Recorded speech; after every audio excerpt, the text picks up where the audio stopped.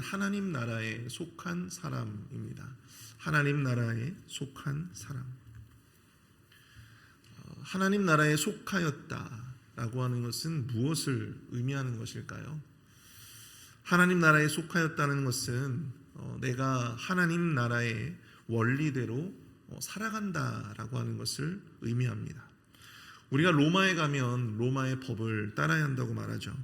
사람마다 그 나라에 속한 법과 문화를 따르기 마련이듯 하나님 나라에 속한 사람은 하나님의 말씀이 제시하는 삶의 원리 그대로 따르며 순종하며 살아가는 것입니다. 우리가 비록 세상에 지금 살아가고 있지만 우리가 하나님 나라의 백성으로서 세상이 우리에게 요구하는 그 권리 또 이 원리가 아니라 이 하나님 나라의 원리를 따라가며 살아가야 하는 것입니다. 오늘 우리는 이 본문의 말씀 속 아브라함의 모습을 통해서 하나님 나라에 속한다는 것, 하나님 나라의 원리대로 살아간다는 것은 과연 어떠한 삶인 것인지 함께 살펴보고 우리가 두 가지 정도 영적인 교훈을 얻어보기를 원합니다. 하나님 나라에 속한 사람, 그는 과연 어떠한 사람일까요? 하나님 나라에 속한 사람 그 첫 번째는요, 실패 속에서도 다시 예배의 자리로 나아오는 사람입니다. 실패 속에서도 다시 예배의 자리로 나아오는 사람. 1절과 2절을 보십시오. 아브라함이 애굽에서 그와 그의 아내와 모든 소유와 롯과 함께 네겝으로 올라가니 아브라함에게 가축과 은과 금이 풍부하였더라. 오늘 본문은 아브라함과 그의 아내 그리고 그의 조카 롯이 애굽에서 다시 네겝으로 올라갔다 그렇게 말씀하고 있습니다. 그런데 그때 아브라함에게 가축과 은과 금이 풍부했다라고 강조하고 있음을 보게 되는데요. 왜 그에게 이토록 많은 이 풍부한 가축과 은과 금이 있었을까요? 우리가 다 알다시피 오늘 본문의 이전 장인 창세기 12장 16절을 보시면 이에 바로가 그로 말미암아 아브라함을 후대함으로 아브라함이 양과 소와 노비와 암순아기와 낙타를 얻었더라. 아브라함은 애굽 왕 바로에게 자기 아내를 누구라고 속였습니까? 누이라고 속였어요. 자기 목숨을 보존하고자 엄연히 자신의 부인을, 자신의 아내를 누이라고 속인 것입니다. 정말 남편으로서는 정말 수치스러운 아주 그런 모습을 보여주고 있는 것이죠. 자기 목숨을 보존하기 위해서 아내를 누이라 속이고 애굽 왕 바로가 그녀를 자신의 궁으로 끌어들이고 있음에도 불구하고 아무런 조치도 할 수 없었던, 그 어떠한 보호도 해주지 못했던 남편으로서 굉장히 수치스러운 그러한 삶의 모습을 보여주고 있었다라고 하는 것입니다. 애굽 왕 바로는 아브라함을 후대하면서 그에게 막대한 가축과 노비를 주었다라고 성경은 말씀하고 있잖아요. 그리고 그 모든 사실들이 다 낱낱이 밝혀지고 있었음에도, 낱낱이 밝혀진 후에도 바로는 그의 소유를 빼앗지 않아요. 그냥 그대로 돌려보내줍니다. 비록 많은 가축을 가지고 거부가 되어서 애굽에서 다시 가나안 땅으로 올라가는 이 아브라함이었지만 여러분, 그의 마음은 과연 어떠했을까요? 또 사례는 과연 어떠한 마음이었을까요? 그러한 남편을 바라보는 그 사례의 마음은 여러분들 어떠했을 거라고 생각하십니까? 자신을 보호해주지 못하고 자신을 이 바로의 이 군까지 감에도 불구하고 자신을 지켜주지 못했던 이 자기 남편 아브라함을 보면서 여러분, 사례는 과연 어떠한 마음이었을까? 아브라함은 아내 사례를 보기에도 불편하고 또 조카 이 롯과 또한 종들을 보기에도 무척 창피했을 것 같다라고 하는 생각이 들었습니다. 무엇보다 하나님 앞에 의롭고 또 바르지 못한 모습을 보인 것에 큰 죄책감이 들지는 않았을까요? 내가 괜히 가나안 땅에 머물지 않고 내가 괜히 애굽으로 내려가서 내가 그런 창피와 수치를 당하다니, 내가 하나님 앞에 그런 범죄를 하다니 큰 후회를 하였을 것 같습니다. 하지만 그는 역시 하나님 나라에 속한 사람이었어요. 우리가 그것을 어떻게 알 수 있습니까? 4절을 보십시오. 그가 처음으로 제단을 쌓은 곳이라. 그가 거기서 여호와의 이름을 불렀더라. 애굽을 떠나 네게브를 지나 그는 어느덧 그가 처음으로 제단을 쌓았던, 그가 처음으로 가나안 땅에 와서 제단을 쌓았던 곳에 도착했어요. 베델과 아이 사이에 있었던 어느 지점이었습니다. 그가 그곳에서 여호와의 이름을 불렀다, 그렇게 말씀하고 있습니다. 애굽에서 큰 실패를 경험하고 온 그가 처음으로 가나안 땅에 도착하여 제단을 쌓고 그 제사를 드린 그곳에서 그는 다시금 여호와 하나님을 향하여 여호와의 이름을 불렀다. 단을 쌓고 하나님 앞에 제사를 드린 것이죠. 사랑하는 성도 여러분, 우리의 실패와 우리의 넘어짐을 딛고 우리가 다시금 일어설 수 있는 길, 우리가 다시금 회복할 수 있는 길, 그것은 무엇입니까? 우리가 다시금 하나님과의 관계를 회복하고 다시 의의 길로 나아갈 유일한 길은 무엇입니까? 바로 다시금 우리의 예배의 자리를 회복하는 것입니다. 다시금 우리가 지켜야 할, 우리가 있어야 할 그 예배의 자리로 돌아가는 것입니다. 하나님 나라에 속한 사람도 아브라함처럼 넘어질 수 있어요. 그처럼 자기 안위만을 생각할 수도 있고요. 작건 크건 거짓말로 위기를 모면하고자 그런 연약한 모습을 보일 수도 있습니다. 하나님 나라에 속한 사람은 죄를 짓지 않는 사람이 아니에요. 넘어지지 않는 사람이 아닙니다. 연약함과 허물이 없는 사람이 아니에요. 그럼에도 불구하고 다시금 예배의 자리로 나와 여호와 하나님의 이름을 부를 수 있는 사람, 다시금 하나님 하며 다시금 하나님 앞에 기도할 수 있는 사람, 예배 드릴 수 있는 사람, 바로 그러한 사람이 하나님 나라에 속한 사람이다 라고 하는 것입니다. 여러분, 가룟 유다나 베드로나 두 사람 다 예수님을 부인하고 예수님을 배신했던 제자들이었습니다. 근데 여러분, 그 두 사람의 그 끝은 어떠했습니까? 유다는 다시 돌아오지 못했죠. 그러나 베드로는요, 다시 돌아왔어요. 부활하신 예수님께 달려나와 예수님께 다시금 예수님을 만났어요. 솔직히 여러분들, 아브라함이라고 사rai 앞에서, 롯 앞에서, 종들 앞에서 그렇게 제사를 드리고 여호와의 이름을 불렀을 때 여러분 민망하지 않았겠습니까? 거룩한 척 하나님의 이름을 부르며 제사 드리는 것이 여러분들 그로서도 얼마나 민망하고 죄책감이 들었겠습니까? 야, 사례가 나의 이러한 모습을 비웃지는 않을까? 너나 똑바로 살지. 조카 롯이 삼촌이나 똑바로 사세요. 그렇게 나를 향해서 조소하진 않을까? 조롱하지는 않을까? 별의별 마음이 여러분들 다 들었을 것 같습니다. 그러나 그럼에도 그는 다시금 예배의 자리로 돌아왔어요. 다시금 하나님의 이름을 부르기 시작했다고 하는 것입니다. 사랑하는 성도 여러분, 하나님은 우리가 그 모든 죄와 허물에도 다시 하나님 앞에 예배자로 서기를 원하시는 줄로 믿습니다. 그리고 우리가 다시금 하나님께로 돌아가고자 한다면 하나님은요, 하나님께로 돌아가는 그 길을 은혜로 인도해 주실 줄 믿습니다. 하나님의 이름을 부르기가 민망해지시는 분들이 계십니까? 거듭되는 실패 속에서 하나님과의 관계가 소원해지는, 예배의 자리를 잃어버리고 기도의 자리를 놓쳐버린 그런 분들이 계십니까? 걱정하지 마시고 염치를 붙들어 매시고 다시금 여러분들이 있어야 할, 다시금 우리가 있어야 할, 우리가 지켜야 할 바로 그 자리로, 그 하나님의 자리로 돌아가시는 저와 여러분들이 되시기를 축복합니다. 다시금 하나님께서 우리에게 다시금 시작할 수 있는 그 믿음과 그 용기를 우리에게 허락해 주실 줄 믿습니다.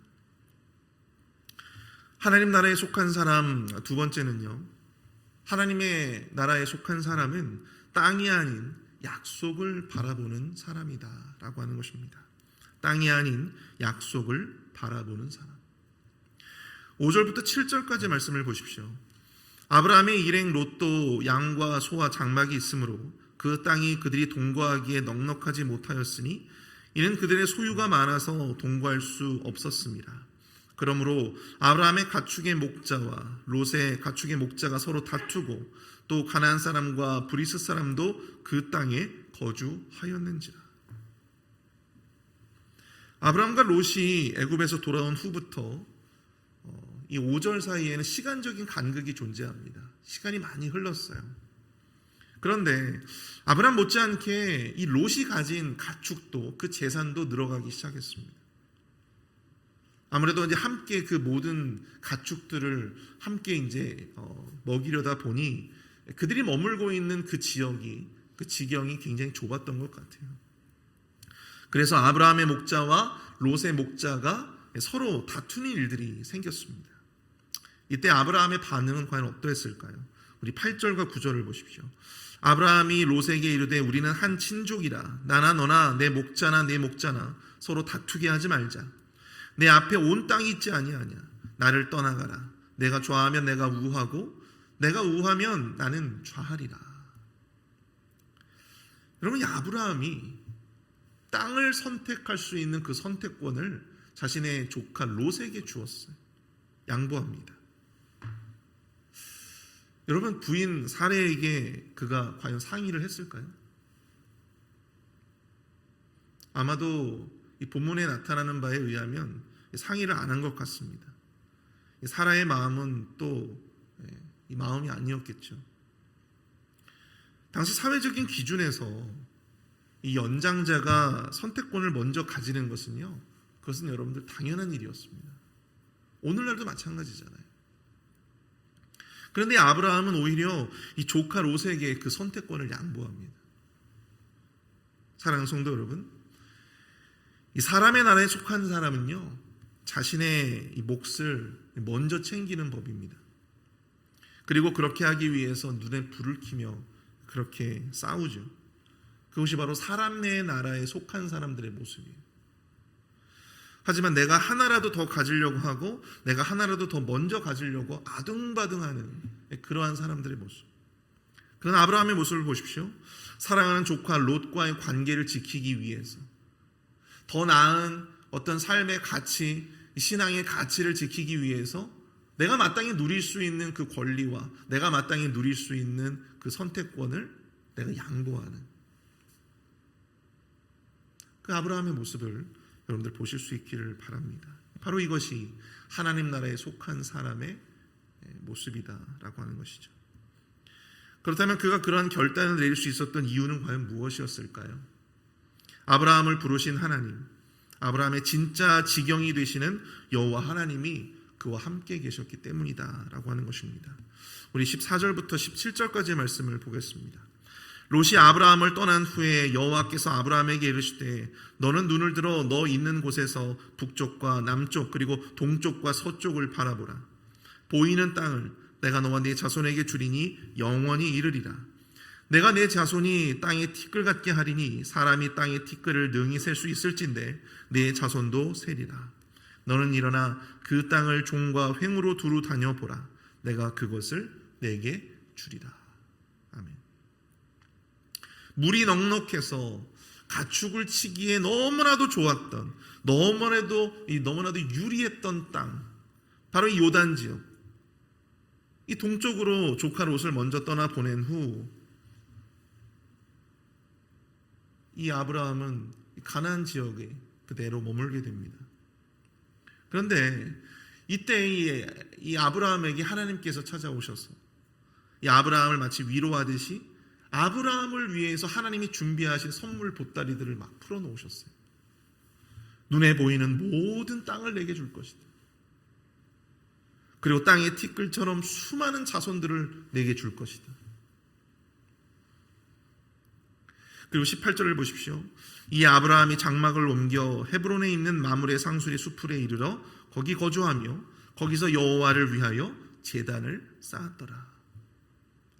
하나님의 선물 보따리를 가득 안고 그는 가축을 치기 좋은 땅이 아니라 제단을 쌓고 예배드리기 좋은 땅인 이 헤브론 마므리 상수리 수풀에 거주하게 되었다라고 하는 것입니다.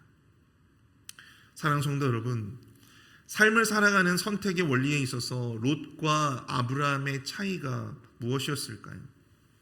여러분, 롯은요 지금 당장 나에게 유리한 땅을 찾아서 갔어요. 지금 당장 나에게 유리한 땅이 어디일까? 가축을 치기에 좋은 땅이 어디일까? 물이 많고 비옥한 토지가 과연 어디일까? 나에게 유리한 바를 따라서 그가 선택을 하며 나아갔다라고 하는 것입니다. 나에게 유리한 땅, 나에게 유리한 선택, 나에게 유리한 삶, 여러분 그것이 바로 그의 목적이었다라고 하는 것입니다. 그러나 하나님 나라에 속한 아브라함의 기준은 무엇이었습니까? 선택의 기준을 자기 자신이 아니라 하나님 앞에 먼저 내어드리는 거예요. 내가 선택하는 것이 아니라, 내가 바라보기에 내가 유리한 대로 내가 선택하는 것이 아니라 하나님께 그 선택권을 맡겨드렸다라고 하는 것이죠. 결국 그 내 삶의 결과는 내 선택이 아니라 하나님의 약속, 하나님의 인도하심과 하나님의 은혜 속에 있음을 그가 깨달았기 때문이죠.